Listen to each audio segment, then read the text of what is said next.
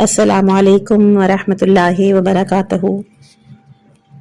امام علی علیہ السلام کے جسم پر ایک بوسیدہ اور پیونددار جامہ یعنی کہ کپڑا دیکھا گیا تو آپ سے اس کے بارے میں کہا گیا۔ آپ علیہ السلام نے فرمایا کہ اس سے دل متواضع یعنی کہ عاجزی کرنے والے اور نفس رام ہوتا ہے یعنی کہ نفس فرما بردار ہوتا ہے، اور مومن اس کی تعصی کرتے ہیں یعنی کہ مومن اس کی پیروی کرتے ہیں۔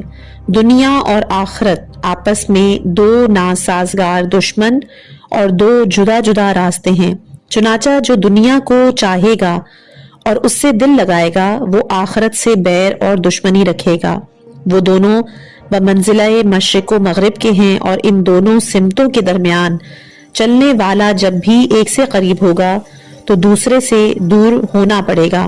پھر ان دونوں کا رشتہ ایسا ہی ہے جیسا دو سمتوں کا ہوتا ہے۔ والسلام علیکم ورحمۃ اللہ وبرکاتہ۔